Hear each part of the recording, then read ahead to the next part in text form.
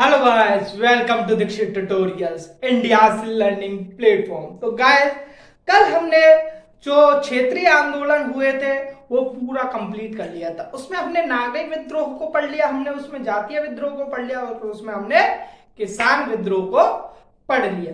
जो आज हम जो पढ़ेंगे एक ऐतिहासिक विद्रोह को पढ़ने वाले हैं जिसने भारत में एकजुटता का एक प्रमाण दिया था या नहीं। 1857 की क्रांति, जिसको बीडी सावरकर ने अपनी पुस्तक कौन सी थी, कोई नाम बताया? देखो, बीडी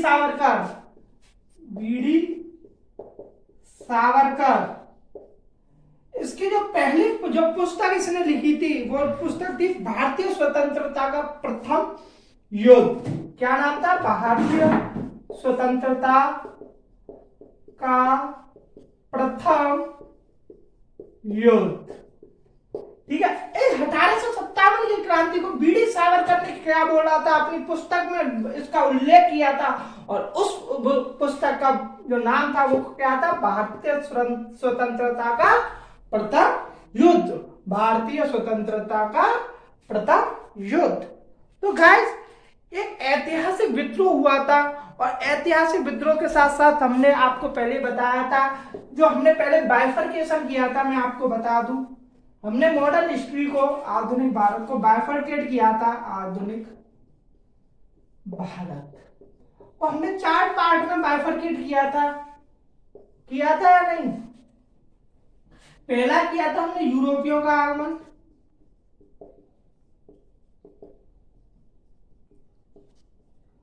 जो हमने दूसरा किया था वो किया था ब्रिटिश साम्राज्य का विस्तार,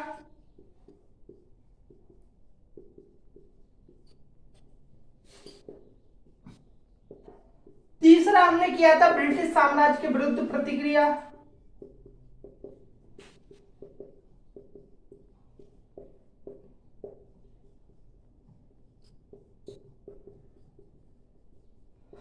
चौथा हमने किया था आजादी के बाद भारत। आजादी के बाद भारत। तो गैस, हमने यूरोपियों का आगमन पढ़ लिया, हमने ब्रिटिश साम्राज्य का विस्तार कर लिया। आज हम ब्रिटिश साम्राज्य के विरुद्ध प्रतिक्रिया का पहला हम टॉपिक पढ़ने वाले हैं, 1857 की क्रांति। आप देखा जाए तो जो मैंने आपको क्षेत्रीय आंदोलन कराए थे वो भी ब्रिटिश साम्राज्य के विरुद्ध एक प्रतिक्रिया थी, लेकिन वो क्या था? एक क्षेत्रीय विद्रोह थे। ठीक है, कोई किसी वजह से युद्ध लड़ रहा है, कोई किसी वजह से। यहां भी 1857 की क्रांति जो विभिन्न जो नवाब एक साथ लड़े थे उनके भी खुद के निजी कारण भी थे, लेकिन क्या है कि उन्होंने एकजुटता का प्रमाण दिया था। ठीक है, और बीडी सावरकर ने अपनी पुस्तक भारतीय स्वतंत्रता का प्रथम युद्ध में इस विद्रोह की व्याख्या की है। तो गाइस, मैं आपको बता दूं, आज हम इस थर्ड पार्ट के पहले टॉपिक को हम आज करने वाले हैं, 1857 की क्रांति। देखो, 1857 की क्रांति शुरू करने से पहले मैं आपको कुछ बता देता हूं। ठीक है, कुछ ऐसे इंपोर्टेंट फैक्ट्स बता देता हूं जो एग्जाम पॉइंट ऑफ व्यू से बेहद इंपॉर्टेंट है। देखो, मैं आपको 1857 में बता दूं, जो नेतृत्वकर्ता कौन था? नेतृत्वकर्ता था बहादुर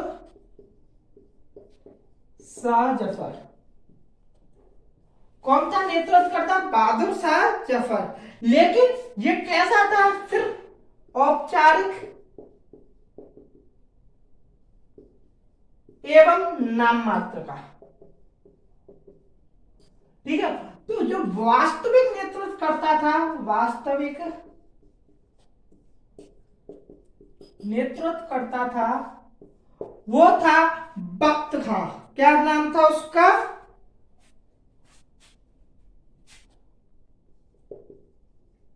बख्त खां। ठीक है, तो जो वास्तविक नेतृत्व करता था वो कौन था? बख्त खां था। वही नाम मात्र का और या औपचारिक जो नेतृत्व करता था वो था बहादुर शाह जफर। तो मैं आपको बता देता हूं कुछ केंद्र, और उस केंद्र का, जैसे दिल्ली एक केंद्र है, तो उस दिल्ली में कौन नेतृत्व करता था? तो मैं यहां देखो एक साइड ले देता हूं केंद्र, एक साइड लिख देता हूं नेता।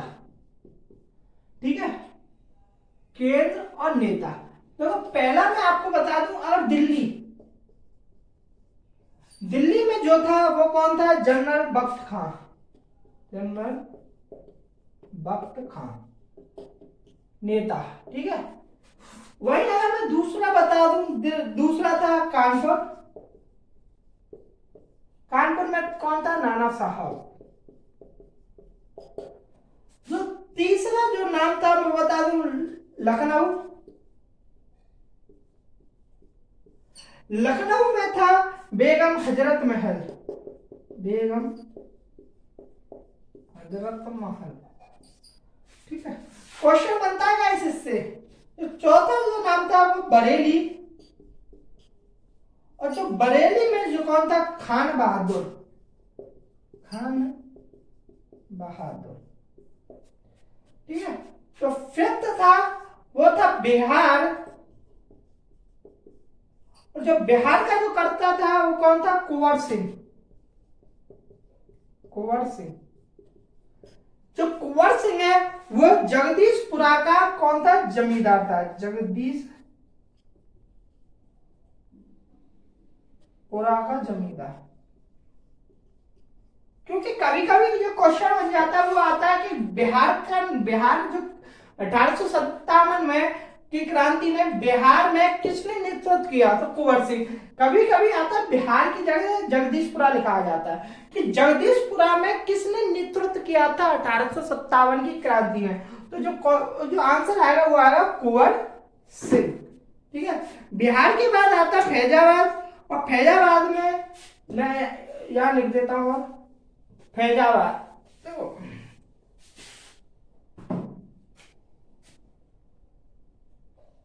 फैजाबाद, जो फैजाबाद में था वो था मौलवी अहमदुल्लाह।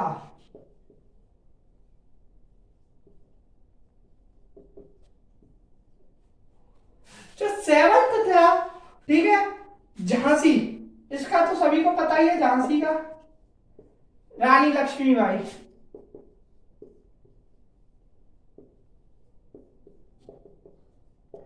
ठीक है, जो एट्थ था वो कौन था? इलाहाबाद, और इलाहाबाद में लियाकत अली, लियाकत अली। जो 9th नंबर में जो आता है वो था ग्वालियर, तात्या टोपे। ठीक है, और जो फिर आता है 10th में गोरखपुर,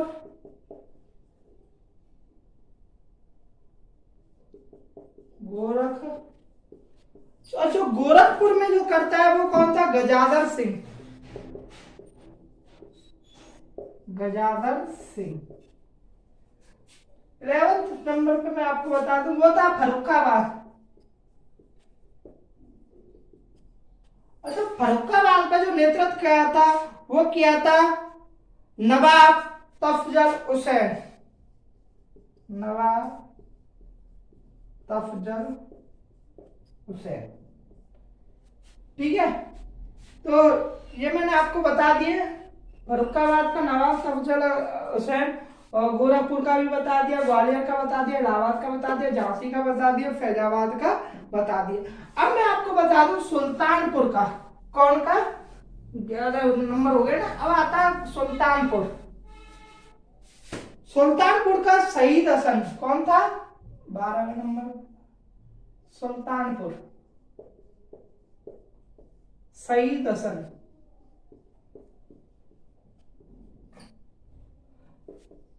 ठीक है, सुल्तानपुर के बाद आता है संबापुर, संबापुर में जो करता है वो कौन था? सुरेंद्र शाही, संबापुर, सुरेंद्र शाही।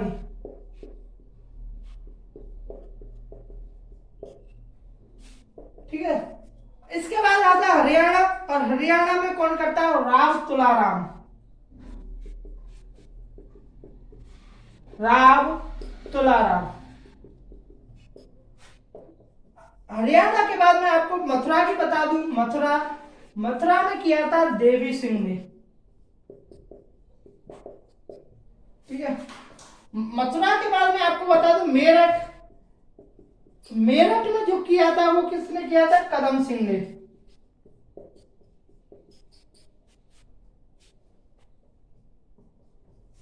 ठीक है, अब सागर, सागर, सागर में किया था किसने? शेख रमाजान ने। शेख रमाजान। ठीक है, सागर, सागर के बाद जो जो नाम आता है वो आता है रायपुर। ठीक है, और रायपुर में मैं आपको बता दूं तो रायपुर में जो किसने किया था? नारायण सिंह ने। नारायण सिंह ने। नारायण, मंदसौर की बता दूं, मंदसौर, मंदसौर शहजादा हुमायूं।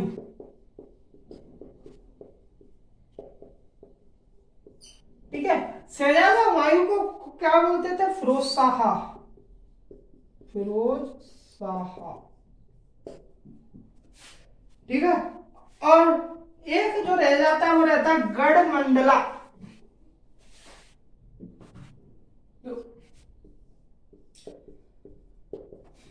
गढ़मंडला, अरे गढ़मंडला में जो किसने किया था? शंकर शाह। किसने किया था? शंकर शाह। एवं जो दूसरा जो राजा था वो कौन था? जो राजा ठाकुर प्रसाद, ठाकुर प्रसाद। तो गाइस ये 20 केंद्र थे, जो महत्वपूर्ण केंद्र थे वो कौन थे? 20 केंद्र थे। और 20 केंद्र के मैंने आपको नेता बता दिया जिसने की नेतृत्व किया था। ठीक है, मैंने शुरुआत की दिल्ली से और खत्म की गढ़मंडला तक।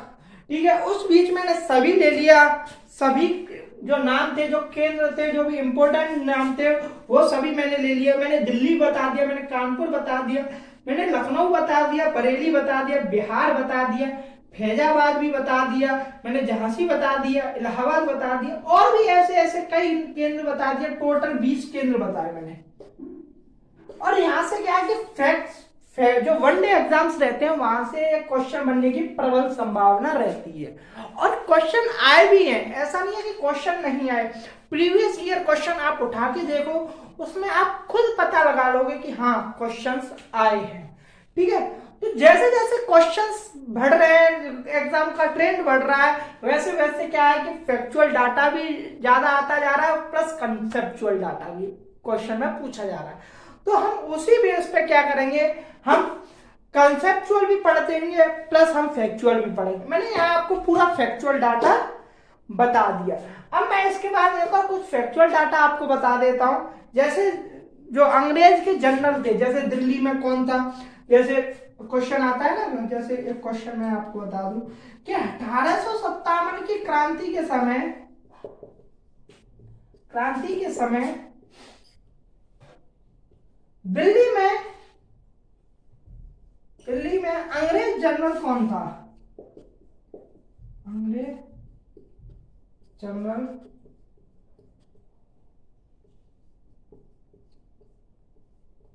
कौन था? तो गाइस ऐसे क्वेश्चन आते हैं। अब ये आपको बता देगा सर ह्यूम रोज का नाम बता देगा, कर्नल जेम्स नील का भी नाम बता देगा। ठीक है, तो ये कॉलिन कैंपबेल का नाम बता देगा, और लेफ्टिनेंट बिलेवी का नाम भी बता देगा। तो बता देगा ही।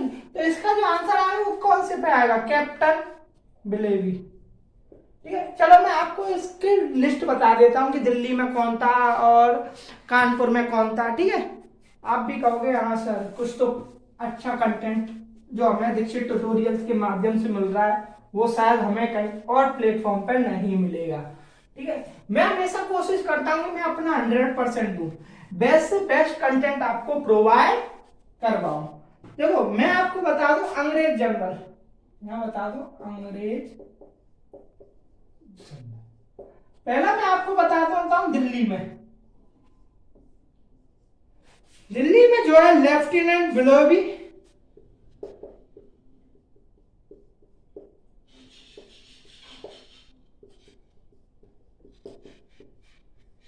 ठीक है, लेफ्टिनेंट मिले हुए John Nicholson, John Nicholson, John Nicholson के बाद आता है लेफ्टिनेंट हडसन, लेफ्टिनेंट हडसन, ठीक है। लेफ्टिनेंट हडसन ये थे दिल्ली के। अब कानपुर की बता दूं आपको, कानपुर,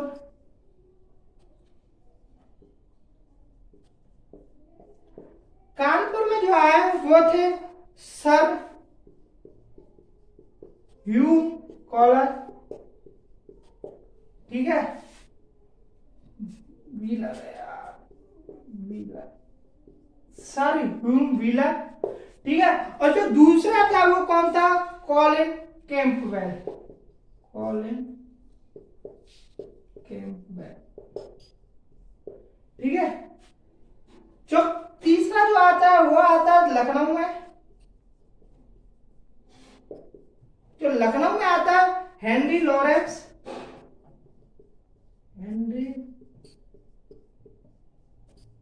हेनरी लॉरेंस के बाद जो आता है वो आता है ब्रिगेडियर इंग्लिश, ठीक है।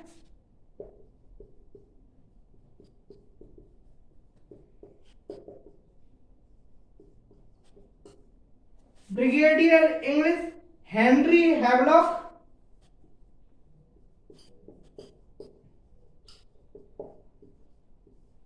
हेनरी हैवलॉक के बाद जेम्स आउट्रम,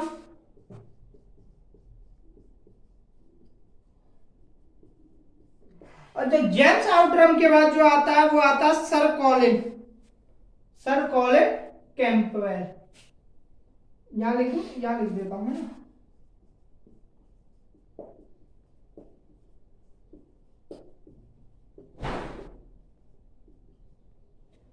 कैंपबेल।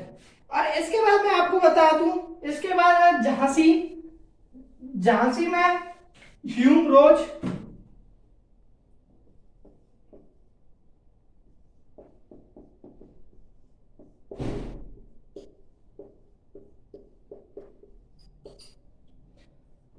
फिफ्थ जो आपको बता दूं वो बनारस में, बनारस कर्नल जेम्स नील। तो ये 5 ऐसे केंद्र थे जहां पर अंग्रेज जनरल नियुक्त थे, मोस्टली जो इंपोर्टेंट मैंने आपको बताए थे, और इन्होंने ही अंग्रेजों की तरफ से उस नेतृत्व को संभाला था, ठीक है। मैंने आपको दिल्ली बता दिया, लखनऊ बता दिया, कानपुर बता दिया मैंने, झांसी बता दिया और बनारस बता दिया। अब मैं आपको एक इसके दीर्घकालिक कारण बताता हूं। मैं हमेशा आपको इसकी पृष्ठभूमि बता के चलता हूं, मैं इसके आपको कारण बताता हूं। कारण भी मैं 2 तरीके से बताता हूं। 2 तरीके से कैसे? कारण मैं हमेशा जब 2 तरीके से बताता हूं, शुरू से मैंने अभी तक बताता, एक आता दीर्घकालिक कारण,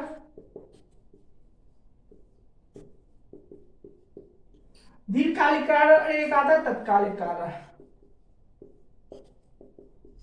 अब आपको पता है दीर्घकालिक कारण में मैं कौन कौन से कारण ज्यादातर मोस्टली बताता हूं। आर्थिक कारण, राजनीतिक कारण,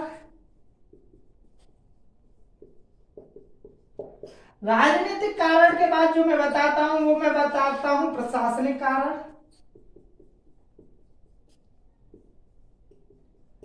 ठीक है। प्रशासनिक कारण के बाद जो मैं बताता हूं वो मैं बताता हूं, जो इसमें मैं आपको बताऊंगा, इसमें जो स्पेशली मैं आपको बताऊंगा सैनिक कारण, सैनिक कारण। इसमें जो आपको बताऊंगा भारी घटना का प्रभाव, भारी घटनाओं का प्रभाव, का प्रभाव। इसमें मैं आपको बताऊंगा पंजाब युद्ध, मैं आपको बताऊंगा प्रथम अफगान युद्ध,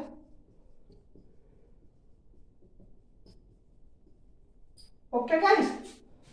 तो ये बताऊंगा मैं आपको, एक ओवरव्यू दे दिया मैंने कारण, जो दीर्घकालिक कारण में जो बताने वाला हूं। अब मैं दीर्घकालिक कारण में सबसे पहले आर्थिक कारण को आपके साथ डिस्कस करता हूं, है ना। आर्थिक कारण आपको पता है सबसे जरूरी, उद्योग धंधे जो भारत के जो लघु उद्योग थे वो पूरी तरह से नष्ट हो चुके थे। मैं यहां लिख देता हूं आर्थिक कारण।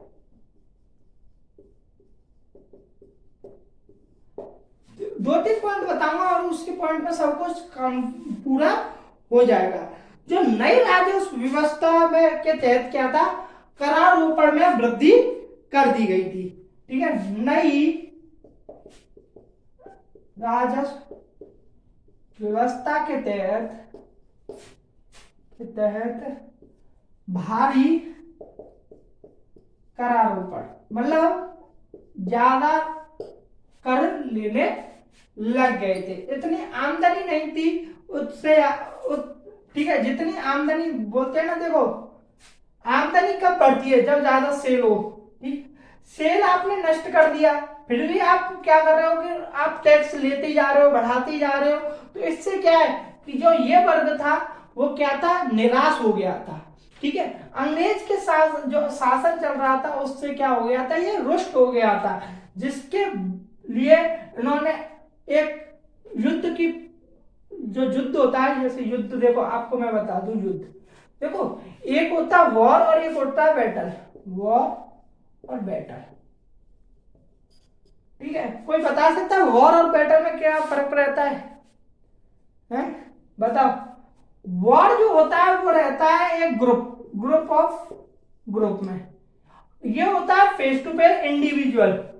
ठीक है, ठीक है, द्विपक्षीय, इंग्लिश में हिंदी में लिख देना, द्विपक्षीय युद्ध। ठीक है, फेस टू फेस मतलब एक बंदा दूसरा बंदा बस। और इसमें क्या है, ग्रुप लड़ाई करते हैं, एक ग्रुप में ये आ गए और एक ग्रुप में ये तीन आ गए। ठीक है, तो ये रहता है वॉर और ये होता है युद्ध। तो क्या था कि जो आर्थिक कारण थे, जो आर्थिक कारण में क्या थी, नई राजस्व व्यवस्था के तहत इनमें भारी टैक्स लगा दिया था और इनके उद्योग धंधे नष्ट हो गए थे। तो जिसकी वजह से वो कर देने के लिए बिल्कुल भी अपने आप को सहज महसूस नहीं कर रहे थे और उन पर क्या है कि भारी दबाव डाला जा रहा था। तो इसी के अनुरूप उन्होंने क्या किया, 1857 की क्रांति जो हुई थी उसमें विद्रोह में शामिल हो गए थे। वही मैं दूसरा पॉइंट आपको बता देता हूं। तो दूसरा पॉइंट मैं आपको बता दूं, भारतीय उत्पादों के विरुद्ध, भारतीय उत्पादों के विरुद्ध, ठीक है,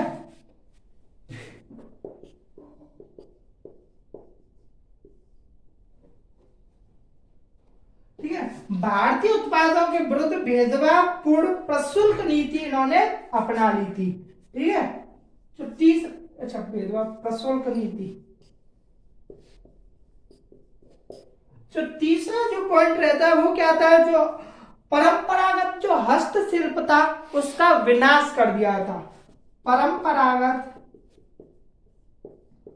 हस्तशिल्प का विनाश कर दिया था, कर दिया था। भाई आपको चौथा पॉइंट बता दूं, जो आधुनिक जो औद्योगिक क्रांति थी उसको इन्होंने प्रोत्साहन नहीं दिया। आधुनिक औद्योगिक नीति को प्रोत्साहन नहीं दिया। मतलब इसका कहने का मतलब यह है कि जो भारतीय लोगों को औद्योगिक नीति के तहत इनको वंचित रखा गया।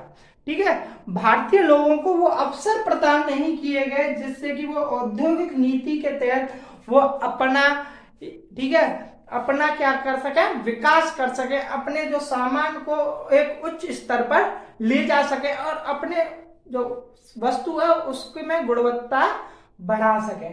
ठीक है, ये थे आर्थिक कारक, चार महत्वपूर्ण कारक। अब इसके बाद मैं आपको राजनीतिक कारण बता देता हूं।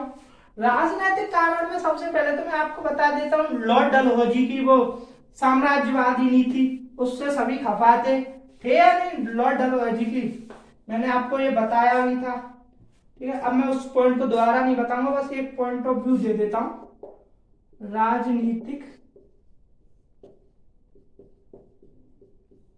राजनीतिक कारण में बता दूं,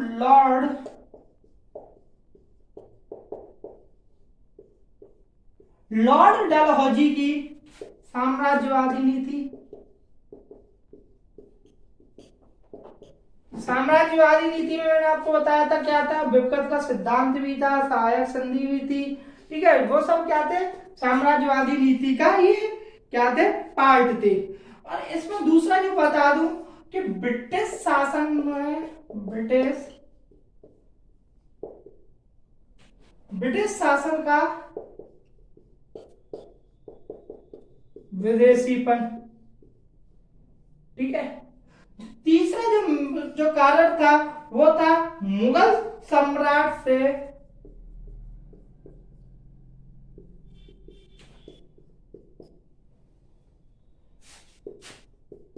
निंदनीय व्यवहार। वही इसका फोर्थ पॉइंट मैं आपको बता दूं, दोषपूर्ण न्याय व्यवस्था सबसे ज्यादा थी, दोषपूर्ण न्याय व्यवस्था, ठीक है। ये थे कुछ राजनीतिक कारण, ठीक है। और इसका जो पांचवा मैं आपको बता दूं, प्रशासनिक भ्रष्टाचार भी बहुत था इसमें।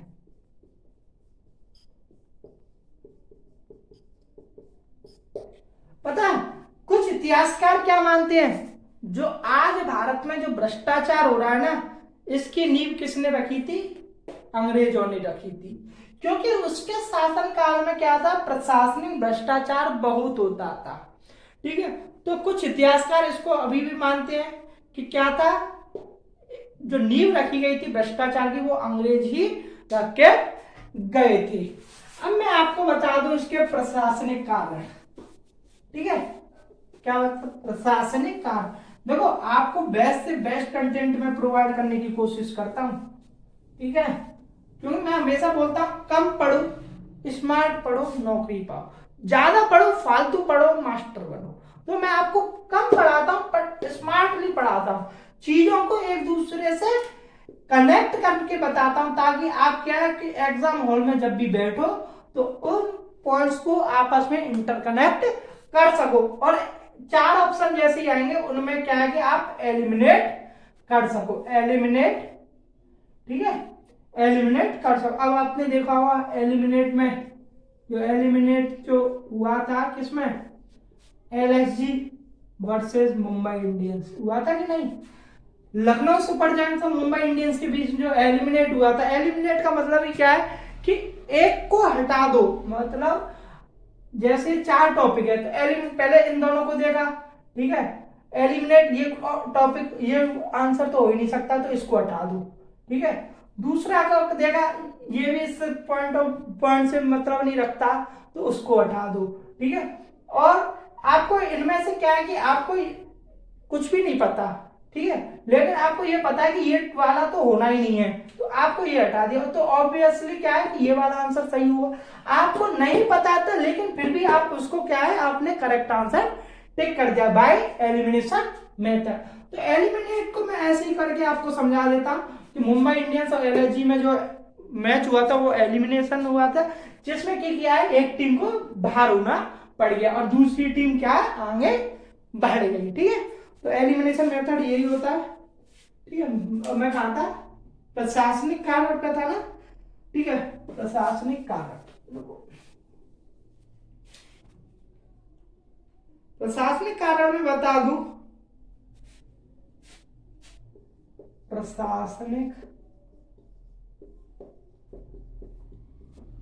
प्रशासनिक कारण में बता दूं, ब्रिटिश शासन पद्धति से भारतीय ना खुश थे, क्या थे, ना खुश थे, मतलब असंतुष्ट थे, असंतुष्ट थे। वहीं इसका दूसरा पॉइंट आपको लिए बता दूं कि उच्च पदों पर केवल अंग्रेज लोग ही नियुक्त होते थे,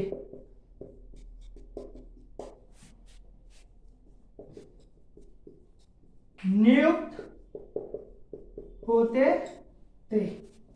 वहीं इसका थर्ड पॉइंट आपको बता दूं, जो परंपरागत जो भारतीय शासन था उसको क्या कर दिया गया, समाप्त कर दिया गया। यहां लिख देता हूं परंपरा भारतीय शासन, भारतीय शासन को समाप्त किया गया, समाप्त कर दिया। ठीक है, तो गाय ये इसके क्या थे, प्रशासनिक कारण थे। अब इसके बाद मैं आपको बता दूं क्या इसके सैनिक कारण। सैनिक कारण में बता दूं जो वेतन भत्ता होता था उसमें असमानता थी। ठीक है, सबसे जो महत्वपूर्ण क्या था वो थी यही सैनिक कारण। सैनिक कारण में मैं आपको बता दूं सबसे पहला जो पॉइंट आता है जो वेतन भत्ता थे, जो वेतन भत्ता में भेदभावपूर्ण भेदभाव एवं असमानता। ठीक है, सैनिक कारण में क्या था, असमानता थी। और मैं आपको बता दूं दूसरा मनोवैज्ञानिक एवं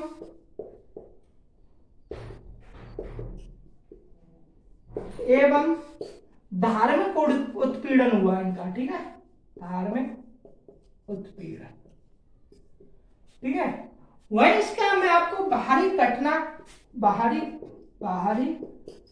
घटनाओं का प्रभाव बताऊं, बट ये भी महत्वपूर्ण थे क्योंकि जो प्रथम अफगान युद्ध,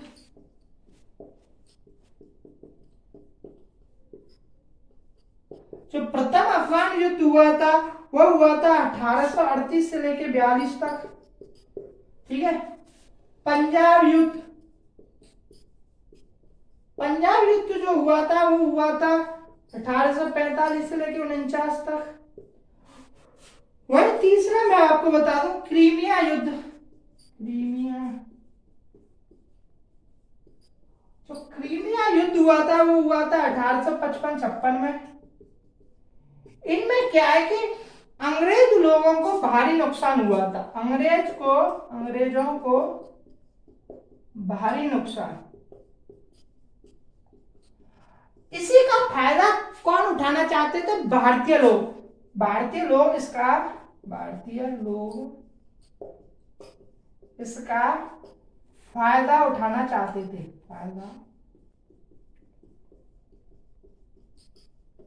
ओके गाइस। तो ये कुछ दीर्घकालिक कारण थे, ठीक है, जो कि मैंने आपको बता दिए। अब मैं आपको इसका तत्कालिक कारण बता देता हूं। जो तत्कालिक कारण थे वो थे जो कारतूस होते थे, एनफील्ड जो बंदूक आई थी। चलो मैं यहां आपको लिख के बता देता हूं पूरा। एनफील्ड बंदूकों में जो कारतूस की जो चर्बी लगाई जाती थी, उन चर्बी का प्रयोग किया जाता था। वो जो चर्बी बनती थी वो गाय और सुअर की थी। ठीक है, इस वजह से क्या है कि धार्मिक भावनाओं के हेतु उन्होंने क्या किया, इसका विद्रोह किया। ठीक है, शुरुआत मंगल पांडे ने की बैरकपुर छावनी से। मैं आपको बता देता हूं तत्कालिक कारण।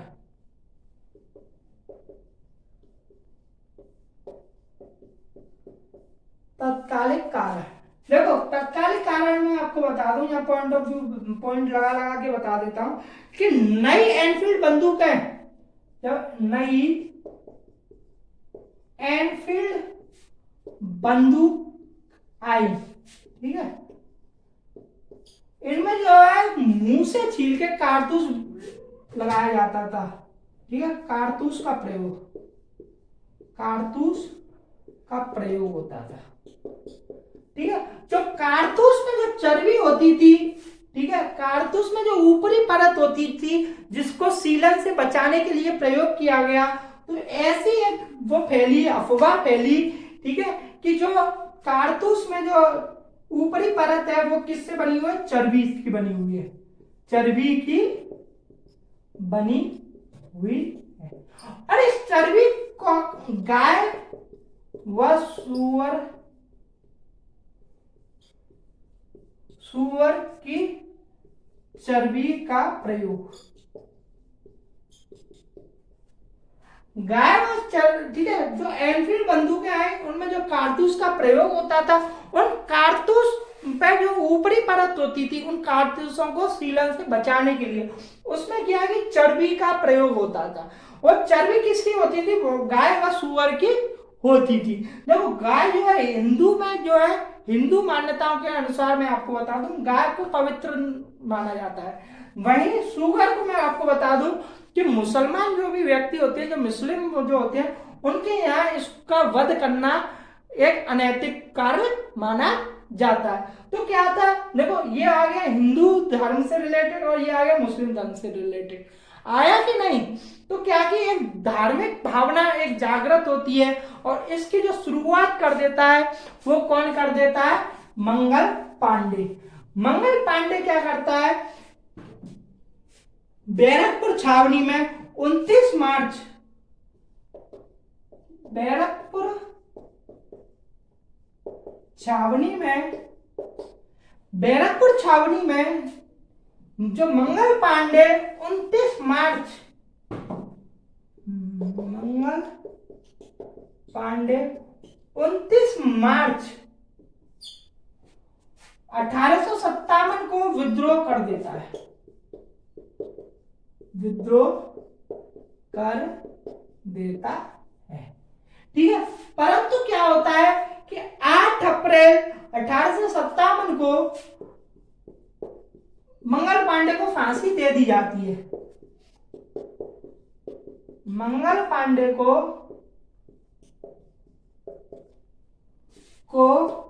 फांसी दे दी जाती है। ठीक है, लेकिन इसको फांसी दे दी जाती है, लेकिन ये विद्रोह अभी यहीं समाप्त नहीं होता है। और क्या होता है कि मेरठ के सैनिकों ने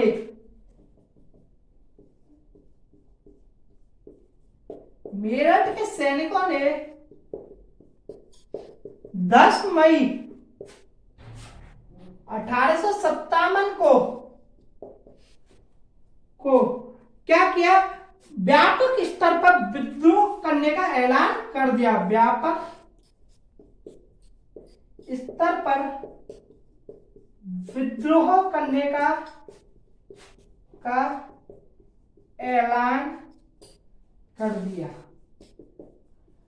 अब देखो कभी कभी क्वेश्चन बनता है कि 1857 की क्रांति की शुरुआत कब हुई थी? तो 10 मई 1857 को होती है और कहां से होती है? मेरठ से। ठीक है, बैरकपुर छावनी में वो क्या है कि वो एनफील्ड जो बंदूकें थी उनका वो विरोध करता है कि ये हमारी धार्मिक भावना को ठेस पहुंचाती है, इस कारतूस जो चर्बी लगी हुई है, इसलिए हम इन कारतूसों का प्रयोग नहीं करेंगे। परंतु क्या करता है कि 29 मार्च 1857 को विद्रोह कर देता है, परंतु 8 अप्रैल 1857 को इसको फांसी दे दी जाती है। तो इसका ये था तात्कालिक कारण और मैंने आपको बता दिया इसके दीर्घकालिक कारण। लेकिन मैं आपको बता दूं कि यह युद्ध क्या था, यह विद्रोह था, उसको दबा दिया गया। लेकिन इसमें क्या कि एक जो भारतीय लोगों की, जो भारतीय जनता की क्या थी, एक भावना पैदा हुई एकता की। ठीक है, उनमें पता थी, सभी लोगों को पता चल गया था कि अगर एकता से लड़ते, अगर संसाधनों की अगर इनके पास पूर्ण आपूर्ति होती तो शायद ये युद्ध को जीत जाते, क्योंकि इनमें क्या थी, एकता की भावना पैदा हो गई थी। क्योंकि किसी बोलते ना, किसी कोई भी व्यक्ति अगर आप पर बार बार प्रहार करता है तो आप एक बार एक ऐसी चोट दोगे कि आप उसको पूरी जन्म याद रहता ही रहता है। तो उन्होंने भी ऐसा ही 1857 की क्रांति का जो सूत्रपात था वो लिख दिया था, किसने? मंगल पांडे ने। ठीक है, तो धीरे धीरे ऐसे क्या इनमें एकता की भावना पैदा हुई। ठीक है, अब मैं आपको इसकी असफलता के कारण बता देता हूँ। देखो असफलता के कारण मैं आपको ऐसे ही बता देता हूँ कि लिखाऊं, चलो लिखा देता हूँ। ठीक है, संसाधनों का अभाव था।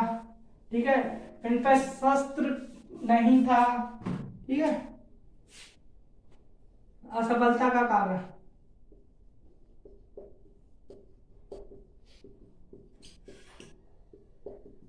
पहला मैं बता दूं, सभी वर्गों का शामिल ना होना।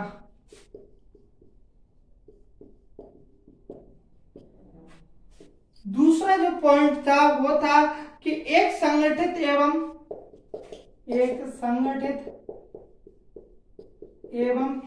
एकबद्ध विचारधारा का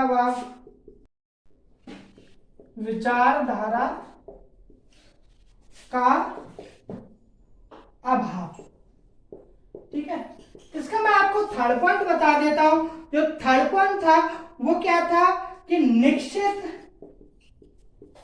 समय की प्रतीक्षा ना करना,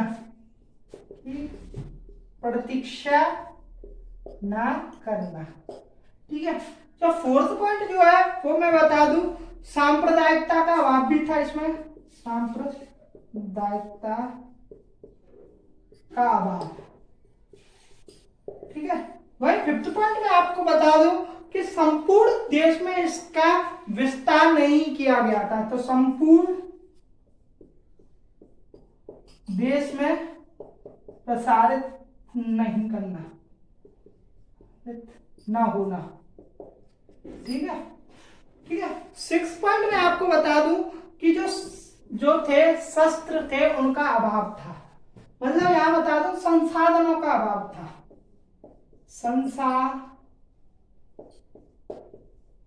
संसाधनों का अभाव। इन संसाधनों में आप सब कुछ आ जाएगा। ठीक है, क्योंकि जो संचार का माध्यम था उसका भी अभाव था। ठीक है, उन पर शस्त्र का भी अभाव था, वो कब मैंने इसमें जोड़ दिया, संसाधनों के अभाव में। ठीक है, तो ये थे कुछ असफलता के कारण जो मैंने 6 पॉइंट आपको बता दिए। ठीक है, अब मैं कुछ आपको नोट पॉइंट बता देता हूं 1857 की क्रांति के टाइम पे। ठीक है, नोट पॉइंट क्या है?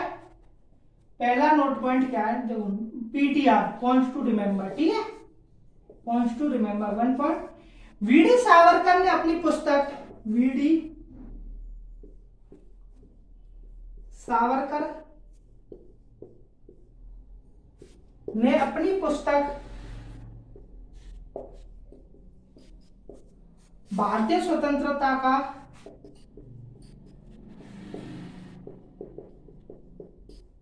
प्रथम युद्ध में 1857 की क्रांति का उल्लेख किया है। 1857 की क्रांति की व्याख्या की है, तो वीडी सावरकर की कौन सी पुस्तक थी जिसमें कि 1857 की क्रांति की जो व्याख्या की गई थी वो कौन थी? भारतीय स्वतंत्रता का प्रथम युद्ध। ठीक है, और इसमें जो बताया गया था वो बताया गया था कि इसमें क्या है कि राष्ट्रीय स्वतंत्रता के सुनियोजित युद्ध था। यहां लिख देता हूं आपके लिए, भारतीय स्वतंत्रता के लिए सुनियोजित युद्ध। ठीक है, इन्होंने इस पर जो 1857 की व्याख्या करते इस टाइम इन्होंने क्या लिखा है कि जो 1857 की क्रांति थी वो भारतीय स्वतंत्रता के लिए एक सुनियोजित युद्ध था।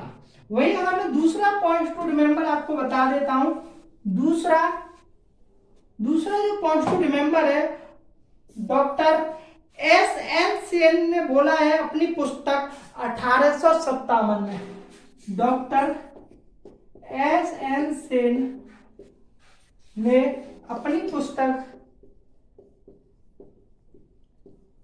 1857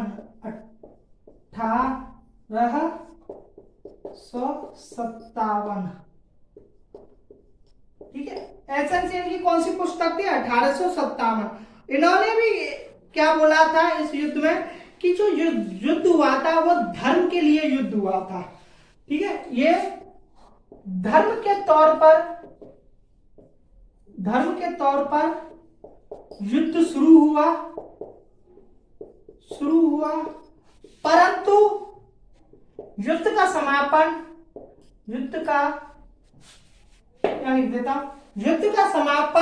स्वतंत्रता के तौर पर हुआ। युद्ध का समापन स्वतंत्रता के युद्ध के तौर पर समाप्त हुआ, स्वतंत्रता के युद्ध के तौर पर समापन हुआ। ठीक है, तो ये दो पॉइंट्स टू रिमेंबर मैंने आपको बताया। और ये बार बार क्वेश्चन में पूछा जाता है कि डॉक्टर एस एन सेन ने अपनी पुस्तक 1857 की क्रांति के 1857 क्रांति का जिस पुस्तक में उल्लेख किया है, उस पुस्तक का क्या नाम था? तो उस पुस्तक का ही नाम था 1857।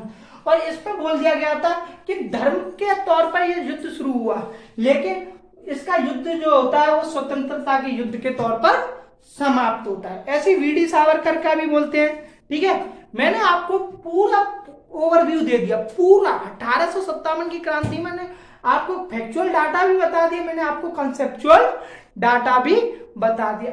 अब मेरे कंटेंट से एक भी क्वेश्चन अगर बाहर चला जाए तो बता देना मुझे। दीक्षित ट्यूटोरियल्स की टीम पूरी मेहनत करती है, मैं पूरी मेहनत करता हूं आपके उज्जवल भविष्य के लिए, क्योंकि आपके लिए क्या है कि बेस्ट से बेस्ट कंटेंट देना मेरा काम है। मैं हमेशा कोशिश करता हूं कि आपको बेस्ट कंटेंट प्रोवाइड हो। आप प्रीवियस ईयर क्वेश्चन उठा लेना, आप किसी भी इंस्टीट्यूट के मोस्ट एक्सपेक्टेड क्वेश्चन उठा लेना, या मॉक टेस्ट दे लेना किसी का भी। अगर 1857 की क्रांति से एक भी क्वेश्चन अगर बाहर निकल जाए तो बता देना। वन डे एग्जाम्स हो या कोई सा भी हो, मैंने आपको कंसेप्चुअल भी बताया, मैंने आपको फैक्चुअल भी बताया है। ओके गाइस, तो इस सेशन को अगर आपको ये मजेदार सेशन लगा हो, आपके लिए गेमफुल सेशन रहा हो, तो इस सेशन को ज्यादा से ज्यादा शेयर करो, अपने दोस्तों के साथ शेयर करो, अपने फ्रेंड्स के साथ शेयर करो, अपने जान पहचान वालों के साथ शेयर करो, ताकि उन्हें भी पता चले कि दीक्षित ट्यूटोरियल्स एक ऐसा प्लेटफॉर्म है, एक ऐसा लर्निंग प्लेटफॉर्म है जो आपको बेस्ट कंटेंट प्रोवाइड करवाता है। ओके गाइस, इस सेशन को ज्यादा से ज्यादा शेयर करो, लाइक करो और सब्सक्राइब करो यूट्यूब चैनल दीक्षित ट्यूटोरियल्स को। जय हिंद, जय भारत।